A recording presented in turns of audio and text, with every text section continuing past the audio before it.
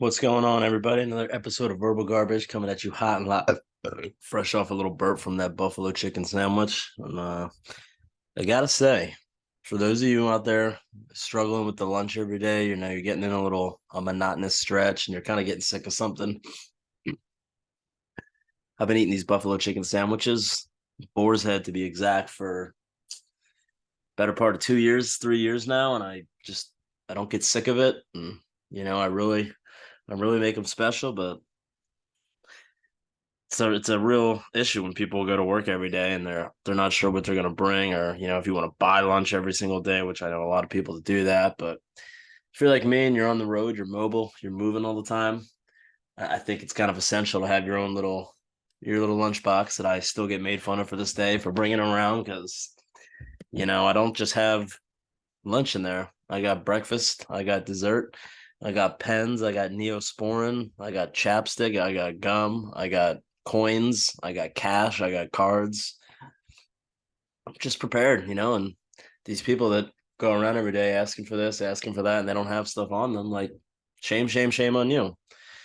So while we're on work, we might as well stick with one recent little development that's been sprouting. And I'm not gonna lie, when the ears push down with the hat, makes the cauliflower ears sprout a little bit more. And one of my highlights of life to this day is having my car valeted during my sister's wedding and having a valet driver asking me, "Yo, bro, do you train MMA? Your ear looks a little." And boy, did I just made my day. So, we've talked at length and at nauseum about me going around trying to collect payments after you sell stuff, because in the street terms, I'm essentially a drug dealer fronting drugs and then trying to collect on that weeks and weeks in advance. So I get tools, I give tools out for a portion of the cost, and then I got to go each week and try to collect that cash. So it's not for the faint of heart, right? And certainly presents its ups and downs every week. So you're gonna have people don't like you. You're gonna have people that lie to you. You're gonna have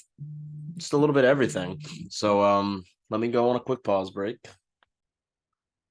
So we had a phone call from my elusive father, who just flew into town for the weekend because he's staying with my sister in Virginia, and he's notorious for going around doing crazy tasks and errands and sweating to the bone and not answering his phone. So yeah, so like I said, the job, you're going around collecting, and then there's, like, things you sell just straight up on the truck, and then there's things that Snap on Credit gets involved with, where you can have people finance and pay interest and go through the credit department and do a 3 or 4 year credit contract if you buy a toolbox or something that's a little bit harder for my boss to just go out and finance on the street. So we're doing that, and as you can imagine, there's some big bills out there and some people that bite off a little bit more than they can chew. And unfortunately, I've had to get tangled up in these little webs recently. And so what the story is like, there will be guys working out at another shop in another part of town, and then they'll switch jobs,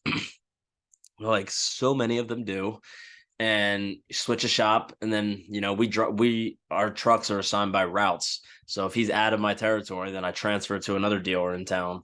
So like, there's Fort Myers and like in New Jersey, it would be like, one guy would do Cherry Hill, but only one part of Cherry Hill, and another guy would have Cherry Hill North or Cherry Hill East, whatever. And then someone would have Runnymede and Haddonfield and all that kind of stuff. So we're constantly getting guys that switch shops, like I said, and they get transferred over to me. So the best part about this is, now that I still work for the company, I still got to go out and try to collect this money, but it's stuff that I've never sold. I don't have any stake in it. I'm not a part of it. I didn't make the deal. I wasn't on the contract, didn't sign.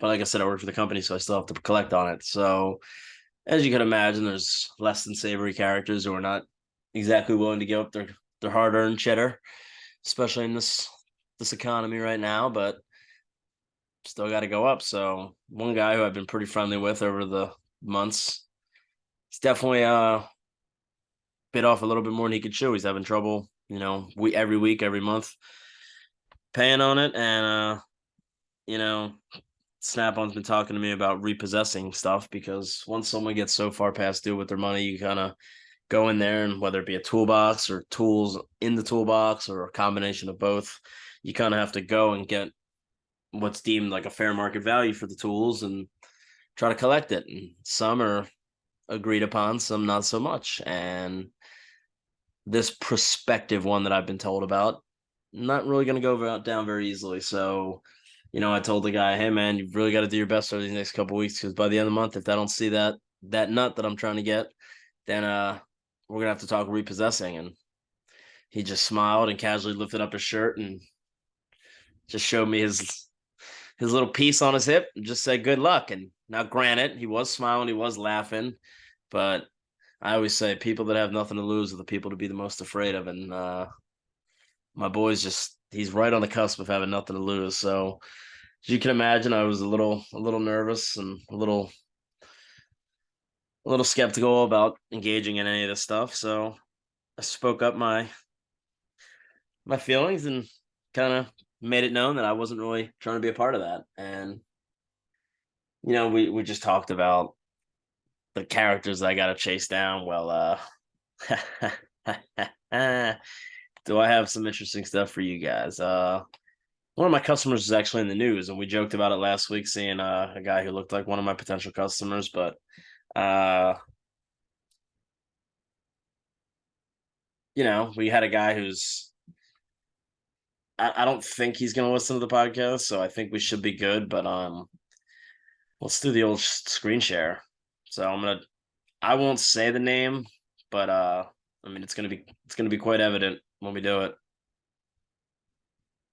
Who's who? And I've been having issues with this laptop lately where it's just such a piece of dog junk, and trying my videos all foxed up right now, and I'm trying to fix this because all right, so after some technical difficulties, we might be back and this episode might be doomed, but that'd be a real shame. So, like I said, we're gonna try to screen share again, and we're gonna show you another one of my customers, and I'll try not to say his name, but you know what? No, I will. So, short story on this guy is, he wanted to dance with the devil, and I'm still having these freaking screen issues with my fucking Zoom.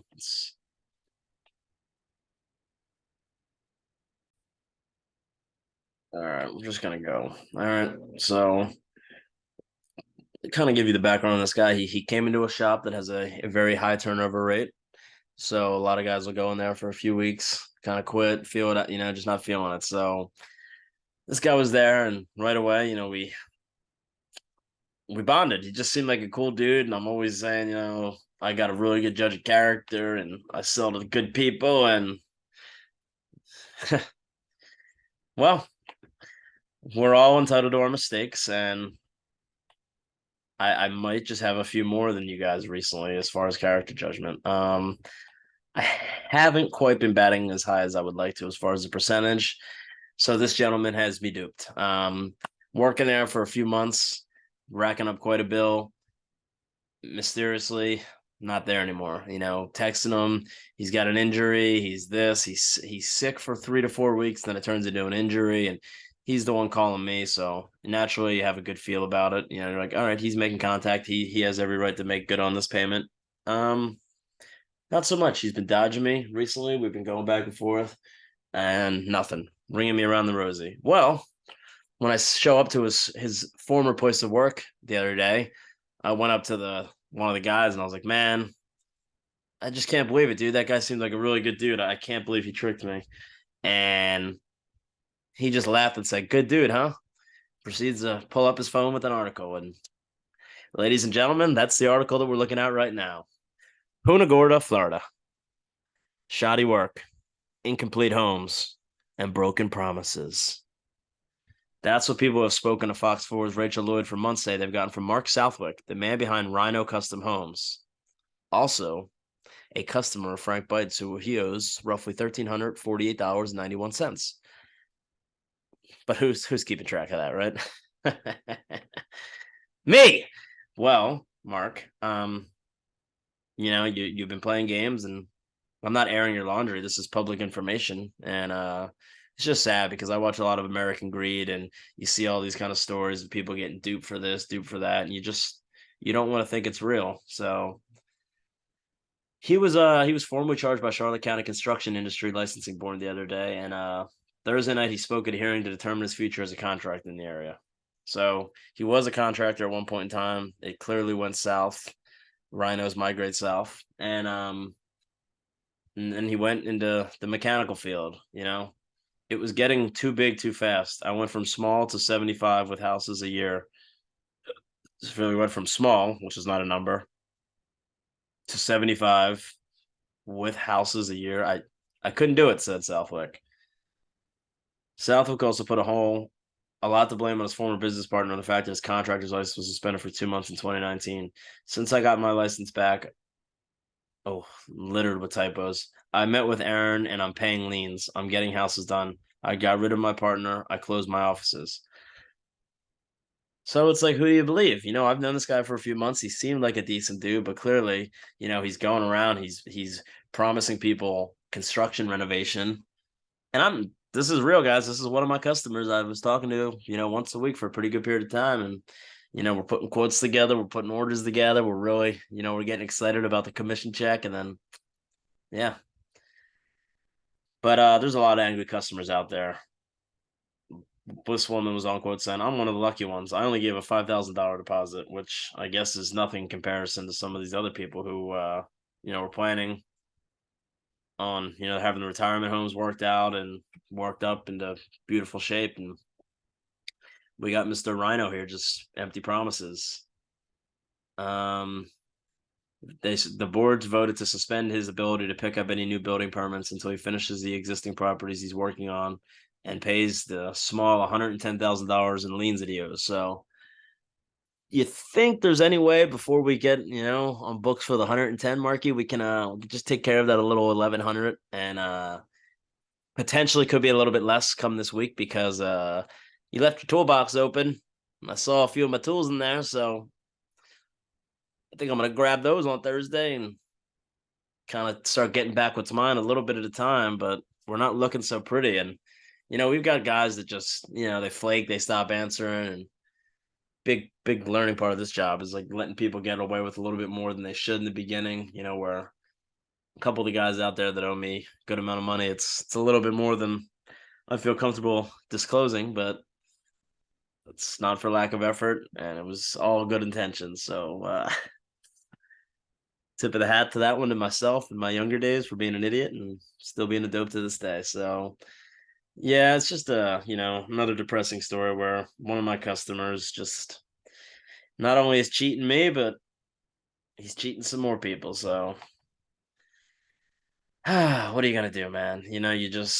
You go out there, you have good intentions, you try to sell to everyone you can, you try to make it, an honest effort, and you try to, in my case, very expensive tools, try to be able to help people afford them a little bit easier with, lesser on the down payment, lesser downly payment, or lesser weekly payment on top of that. So just trying to make it right. But um these next couple topics and stories, just real quick too. This morning I was driving, I always take the little Kia, and then after get to the destination, we swap the Kia out for the sweet little snap-on truck, and we start driving. And this morning I had a squirrel darting across the road, and kind of halfway through, not really sure what he wanted to do, and not really super sold on it. So he stopped, he weaved, he went back, and this was all while a giant truck was coming at him hot. And I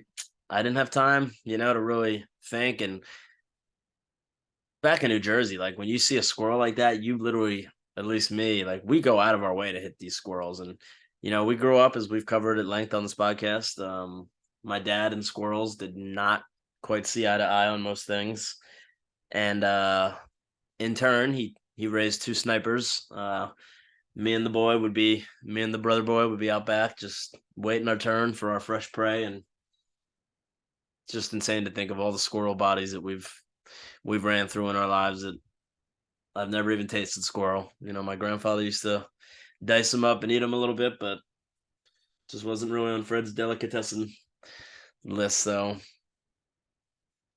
I don't know. I was just really brought to thinking about the delicacy of life of a squirrel in Florida versus the ones in New Jersey, where like I said, frying pans, guns, whatever we had, we would use to eliminate them. My dad was just a jack of all trades when it came to the squirrel elimination program. Like I said, there was one time where there was one in our kitchen, and the family was terrified, and he grabbed a cast iron skillet and made a sweet pancake out of that squirrel. And I remember a couple times, like he would go out hunting with friends on vacation, and we would be home, me and my brother, my sister, my mom, and truly quite helpless. Back in the day, alpha male Kurt wasn't really what you guys know him as today, as this giant hulking figure, but he was more of a. I'm not gonna say he was scared of squirrels, but he wasn't like fearless like he is now of all reptilia and animalia. I remember specifically one time a squirrel got into our house and ran across my mom's head, like got into a room and ran across her head. I'm not exaggerating. And I still remember this day, like my brother was so cute. He offered to sleep with my mom and kind of give her a little bit of protection, but he mandated that he has to wear a helmet while he's on duty, just in case the squirrel. Nowadays to think of him wearing a helmet doing any activity would just be ludicrous. And you know, big men are tough and scary, and everybody needs provider and protector, but there's also got to be a little dork in the equation, which I guess that kind of segues into this next thing. And if you guys want to judge me and think what you want of this story, you think what you want, but I thought it was worth bringing up and kind of talking about.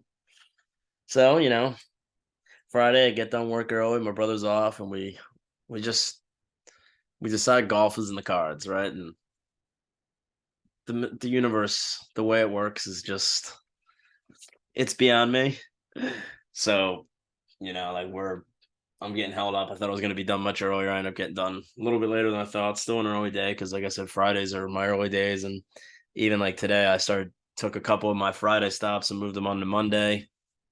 It's been tinkering with that for a while, and it's official now. So, just four nice long days, and then one really short half day. I think is doable, especially since the people who've done this route before have said they do it in 4 days. So I do four, and then go down the beach, deal with all that shit, and whatever. But so we're golfing, right? And you got to do a tee time. I sign up, I get the last cart. They give me a tee time of I think 136.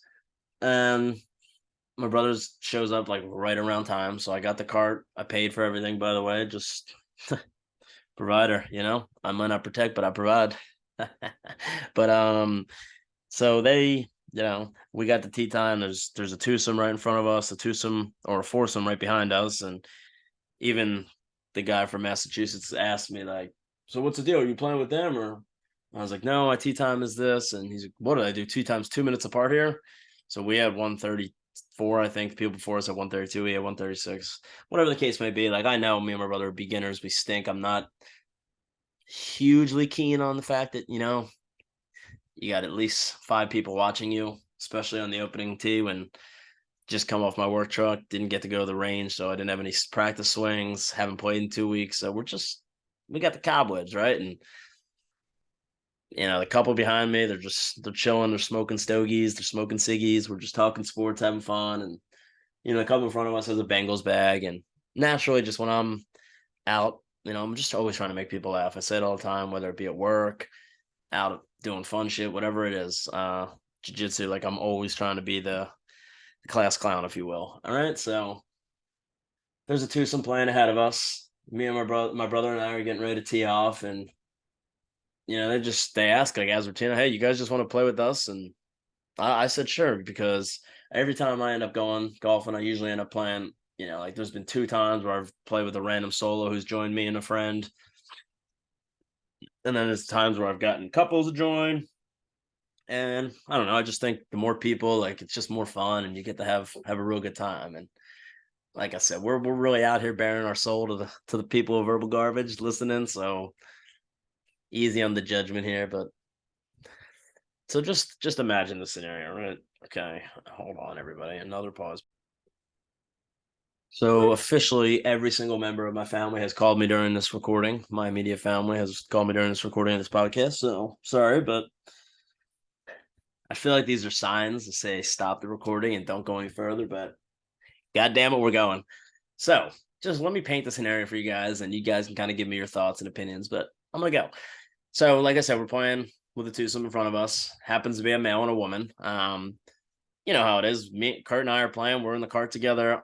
We can literally just play with these people, and I can just keep myself entertained by inner dialogue in my crazy autistic brain, or just talking to Kurt the whole time.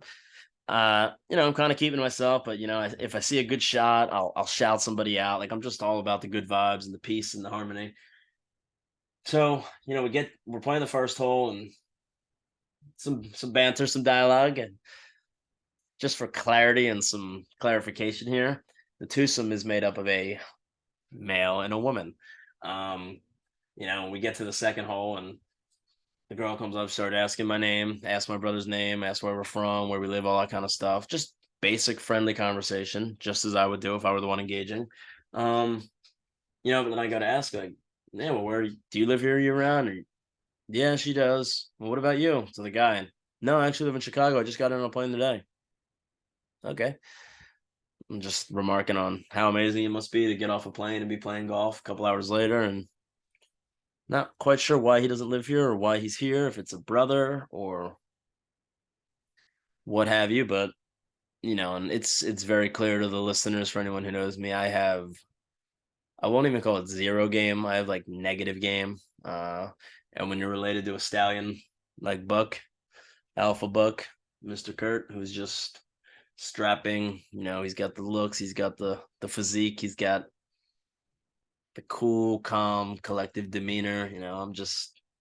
I don't have it. Not to mention, if I'm golfing, I'm trying to impress. Not on the golf course. I'm not going to impress anyone, right? So just playing like this game of golf ends up lasting 4.5 some hours because we're just casual, we're having fun, we're not going at a pace. Like usually when I'm playing, I'm trying to get not get done quick, but play through it pretty quickly because it's long, it's tiring, it's frustrating. So just constantly, coming up to me, asking me questions, asking me this, asking me that. I'm obviously slinging just every kind of quip and joke you could imagine, and the vibes are just unmatched, off the charts. The humor is just clicking, and I really was telling people, and at the end of it, there was no like intimacy between the two. They were barely talking, but this is where I feel like you got to step outside your comfort zone and ask these hard questions. As a podcaster who's looking to get guests back on, I need to learn to ask the pressing questions. And I don't know if it was just me being a giant pussy, or if I was just being respectful, or if I'm just saying using the respect thing as a mask for my pussinessness, and just not being able to make the move and approach. Because the whole time I'll just be back there and watching me, making me, asking me questions. And I know it's like the littlest things. That's why I'm prefacing by saying I have no game. It's not like she's copping feels and whatnot, but I feel like there were enough signs and hints dropped that, if nothing else, this gentleman might not have been a significant other, right? So yeah, just at one point, she even asked, "What's my last name start with?" And I told her, and then she asked what my last name was, and I offered, saying, "If I bet if you can spell my name right, I'll give you $100 in cash." And I only said that because I knew I had a $100 bill in my bag for my brother. Um, she proceeds to spell the last name correctly, and I I say, "No, I'm sorry, it's with an S, not a Z." So maybe right away she was like, "That's it. It's a red flag. I'm done with this bozo." But I don't know. I feel like I had every opportunity to let it be known that I was there for one thing and one thing only, and I didn't do it. And this is where technology is crazy, because there's a little app on my phone when you playing golf, the 18 birdies app, where you can chart your scores and find people you were playing with and whatnot. And did I like go on El Rio and try to look for the history? Yeah, I did. Did I find her male counterpart? Yes, I did. Now, do I message said guy asking for her phone number? My thought is like, if it's her husband, he just tells me to fuck off and or just doesn't respond, and maybe it's a brother or a friend, and they thought highly of me. They were laughing at some, and maybe that's he thinks that is like, wow, yeah, she's actually been looking for you. Here it is. Now the chances of that I understand are 0.001, but kind of running it by you guys because I want to make sure. I mean, even if it is top notch creepzilla, like, can I get away with doing it? I mean, it's an innocent gesture. It was. I feel like the banter and the chemistry were. It's not like I have a large sample size here, but I feel like they were pretty good. Um, so for the listeners, for the close friends out there, just shoot me a message and tell me what you think, please. I really got to know. I need friends' feedback more than ever because I don't know what to do here. Girl who's living in Florida year round, doesn't have many friends, likes golfing, but's always golfing alone. There's enough signs at this point to really pique my curiosity, and I feel like I might have to make some kind of move. And maybe it's weird, maybe it's creepy, but it's just the. I've talked to you guys about it before. I'm like a fucking dog. We're an open book on here, and the online dating is it's a cesspool. I do it just for like I feel like it's almost a serotonin ping at this point where I just get a little high off of like swiping left or right and knowing no one's gonna match with me. And the thing I just find funny and ironic is just these profiles, guys, and these bios. Like, I can't tell you how many times, if you have anything to do with Trump, swipe left, fuck you. And I'm just like, damn. Just because I voted for a fucking goofy ass dude, a reality star for a president, I'm eliminated right away. Well, good thing you're 350 pounds and have blue hair, because I'm not exactly interested, but I don't know. I would never put in my bio like libs left. Like, anybody, and I'm open minded. I have a bunch of good friends that are on the left side of the political spectrum, and who gives a shit? I mean, you vote one way, that's a right that we have in this country to go out and vote for who we want to vote for and keep our democracy strong, albeit a little compromised right now, but it's all good. And I don't know, there's just so much going through my head, and work's been a little wild lately. We've been dealing with some junk. Um the end light is at the end of the tunnel. I know my boss is working hard to get out of that. Parents' house is coming along quite swimmingly. Got most of the tiling, the drywalling done, starting to paint soon. One thing I will cover is the Sixers have been, on quite a swing over these last 30 some games, 2, 3 months. But, on one hand, I feel like is the best squad they've put together since, I just talked about that Philly Heartbreak episode a couple weeks ago. And I think seems so long ago now.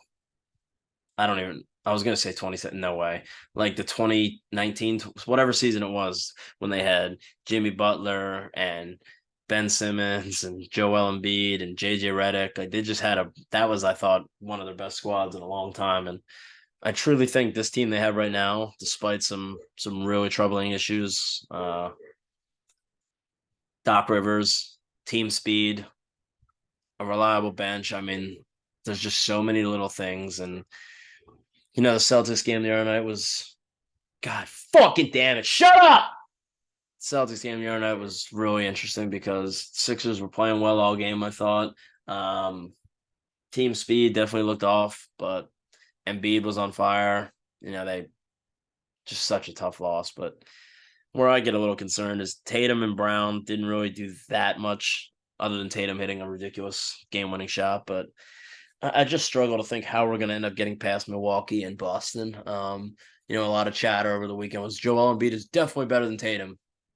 Okay, yeah, but first of all, are we sure? Um, I know Joel Embiid is like the most beloved Philly athlete right now for most people. I don't know what it is, but I've never been able to fully quite get there. My take didn't age very well, but back when they were first sprouting against each other, I was, I got the Ben Simmons T-shirt. I was all Team Ben Simmons over Team Embiid, and that didn't age well. But you take your losses when you have them, and you roll with them. And Yeah, Ben Simmons ended up being god awful. He's useless now. He's on the back of the bench, but and Embiid is having arguably his best season. But there's certain things when you watch him. The cardio is always one thing. The sluggishness is just it's infectious. It's noticeable. It's evident when you watch him. Yeah, sometimes he's sick or whatever, but I don't know, man. I just don't ever feel confident in the Sixers winning a title with him being their number one guy. Um,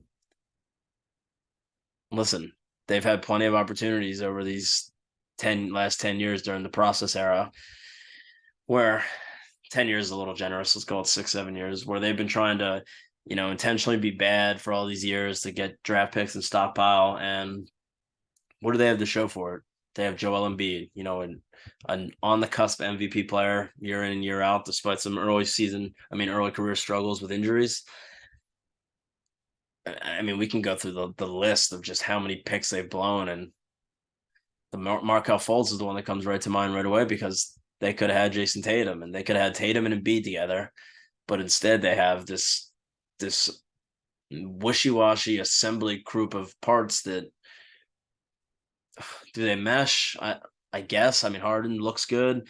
He's distributing well, but I just there's just something missing there. And I know I can't be alone in thinking that. And come playoff time, I'm gonna be riding with the team. I'm gonna be hoping for the best, but I'm just not sure. And I'm stealing a little bit of this take from Bill Simmons, but it's not entirely his. I mean, if you follow basketball like I do, you're kind of aware that Doc Rivers and player development is just it's constantly an Achilles heel for him. And this team, we have Tyrese Maxey, who I mean, just looked like he was just going to keep going up and up. And I don't know, man. We're hitting the wall now, and I'm just starting to get a little bit alarmed with him and his progression. And then we got Paul Reed, who I'm certain on any other team he would have been a useful asset, sixth, seventh, eighth, ninth guy playing valuable minutes for a playoff team.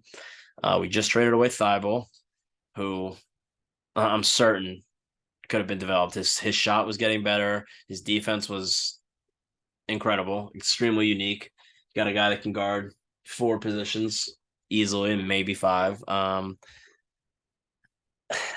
then you get back a piece for Thibault, and you get Jalen McDaniel, and he's playing important minutes the other night, but I'm just not sure how long of a leash Doc's going to allow him. And a couple little mistakes from a young kid, are you just going to cut ties with him? And it's extremely frustrating to see the amount of minutes he'll give to like DeAndre Jordan in years past, and there's just certain guys, and we had Andre Drummond, and we traded him. He ended up being like a perfect backup for Embiid, and then we got Paul Reed, who just doesn't see enough time and doesn't get the minutes he needs to develop, and it's just frustrating. The Sixers, out of all of these teams, they've had the best chance to stockpile assets over these last 6, 7, 8 years, and they've done.